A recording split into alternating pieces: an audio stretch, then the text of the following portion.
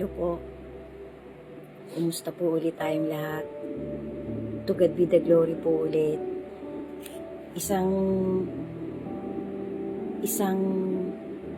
blessing opportunity to each and every one of us.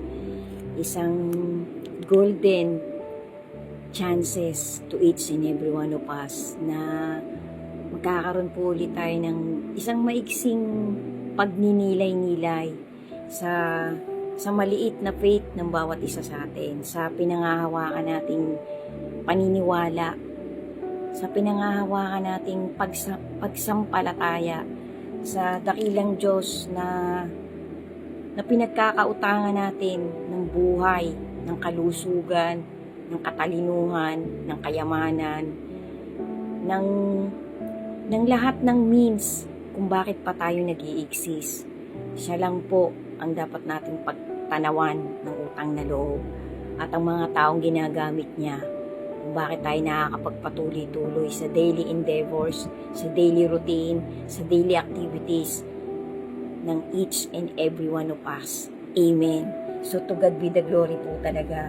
Sa Kanya ko po itinataas ang lahat ng magandang opportunity na ako'y nagkakaroon ng isang ginintuang pagkakataon para sa akin, guys. This is a golden opportunity na masabi ko, na maitawid ko sa mga ilan-ilang nanonood ng content ko ang maliit na motivation na pinahintulot ng Panginoong maintindihan ko sa aking maliit na utak, sa aking maliit na faith, sa aking maliit na urge na hanapin ko pa rin ang hanapin, hagilapin ko pa rin ang hagilapin ang mga facts and evidence na magpapatibay pa ng kapit ko sa nag-iisang creator ng universe, ng lahat-lahat, na nagpapatunay na meron siyang isang bugtong na anak na babalik, na magliligtas, na magbibigay sa atin ng isang pagkakataon, ng isang 1,000 years, na lahat tayo, hindi na tayo mamumblema sa kakainin natin, isang magandang paghahari, isang magandang millennium dispensation ng kanyang bugtong na anak, na ang ipapanganak po sa panahon na yon walang ibang iisipin kundi sumunod kay Kristo, kasi sa kanilang makikitang kakaibang mundo. So kung tayo po, ngayong generation natin, ay nabubuhay. Kasi tayong mga nasa loob na ng church, nasa loob na ng faith, nasa loob na ng congregation na tinatawag na last generation Christians ng ating panahon.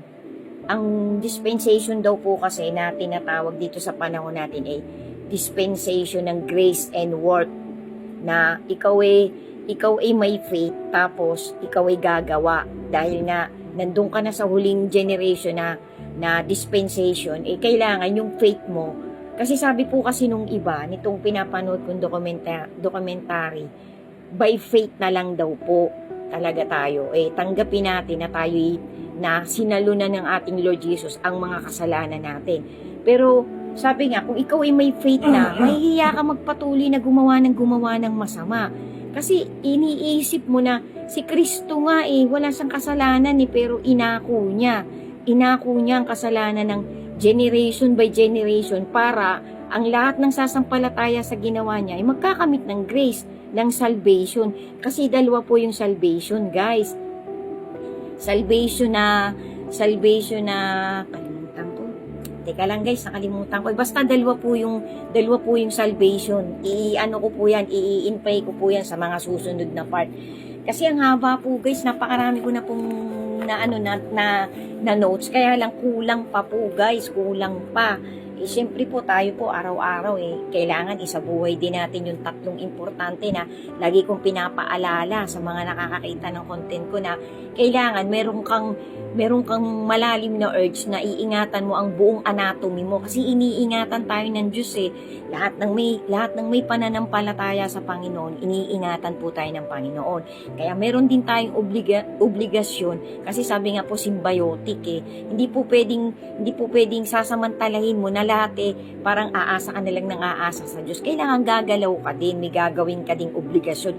Kasi mahihiya ka sa ating Creator na sinalo na nga niya lahat ng kasalanan eh. Ibinigay niya ang kanyang dugo, ang kanyang buhay para saluhin ang kasalanan ng mundong generation by generation. So, meron ka rin gagawin kasi sabi nga, by faith ka na lang kaya ka naligtas. Hindi dapat din po kasi meron ka ding deeds, may good deeds ka ding gagawin. Kasi what you are in the future depends on how you are now in the present. Kasi nga po, ang present ay karugtong ng future. Tapos yung past, karugtong din ng present. Kasi meron po yung harmonize po guys. Yun yung tinatawag na harmonize. Kasi sabi nga, kung ano ka ngayon, decision mo yan sa dati mong buhay. Kaya kung ano tayo ngayon sa generation natin, dito tayo pagbabatayan, dito tayo bibigyan ng timbang. Kasi sabi nga, titimbangin ng bawat isa. Kailangan, ang magiging timbang mo, balanse. Parang, kumbaga sa ito yung ating one way, ito yung ticket natin para tayo magkamit ng talagang ultimate na reward pagdating nung one day verdict na tinatawag. Yung pong mga maliligtas guys, ang pagkaintindi ko po sa dokumentaryong pinapanood ko, ngayon nasa sa inyo po yan guys, sa lahat ng nakakakita ng content ko.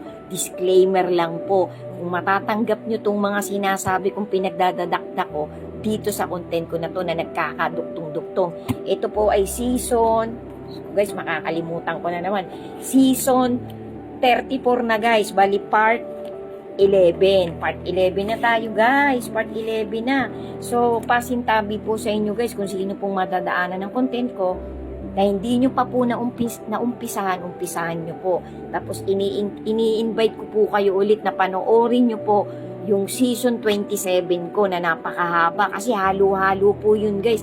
Pag-recap ko po yun sa mga dati kong content na every now and then napapasama din po yung pagre-recap ko sa pagkakasunod-sunod sa mga bagong season na ginagawa kong ito. Gawin po natin itong to-do list guys na ipinapakita natin sa ating Panginoon ang paghahagilap natin, ang paghahanap natin ng mga tips, ng mga booster na talagang tayo ay titibay pa ng titibay, nakakapit tayo sa kanyang salita, sa kanyang powerful and magical na salita na magpapatibay po ng kapit natin sa ating Panginoon. Hanggang sa tayo ay dumating yung pagkakataon na alam mo, busy tayo sa paghahagilap ng mga motivation na ganito na tungkol talaga sa love letter ng ating Panginoon.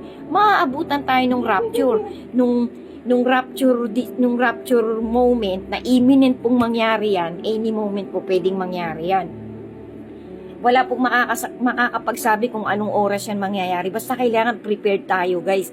Ngayon, ang magiging ticket mo para mapasama ka dyan, ang patuloy mong ipakita sa Panginoon na tinatrajectory mo na yung mga motivation papunta sa kanilang dalawa. Ibig sabihin, tinalikuran mo na yung buhay mo. Umalis ka na, dumire-diretso ka na. Hindi ka na pa segue, hindi ka na pa bago-bago ng isip. Hindi ka na on and off.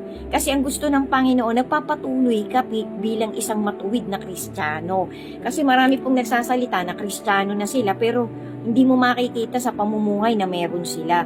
Pasintabi po, humihingi po ako ng paumanhin kung may matatamaan ako sa mga pinagdadadakdak ko dito sa content ko. Pero ito naman po isang real to ko lang, isang motivation ko na inspired din po sa salita ng ating Panginoon. So ito nga po ay season 34 na guys. Season 34 part 11. So sana po magpatuloy-tuloy ang bawat isa sa atin, ang mga nakakakita ng content ko na sabayan nyo po ako guys. Ngayon kung ako po may mga nauupen sa mga sinasabi ko, paumanhin po kasi tayo po ay naghahangad lang. Ako po isang maliit na tao lang na naghahangad na sa bawat content ko ay meron akong mahipo. May mga ilan-ilan, 5, 10, 20, 50 na katao na mga iintindihan ng mga pinagsasabi ko na talagang inspired by the holy word of our Creator. Amen. Kasi yan po ang gusto ng Panginoon. Madatnan niya tayo na talagang tayo pinapakita natin sa kanilang mag-ama na silang dalawa ay mahal natin, na gusto nating sumunod sa mga magagandang beatitudes na iniwan ng ating Lord Jesus. Amen. Sundan nyo pa po guys. To God be the glory po. Thank you po for watching, and don't ever lose your faith, and always have faith to the goodness of our Creator through His begotten Son. Amen. Thank you po for watching. God bless po.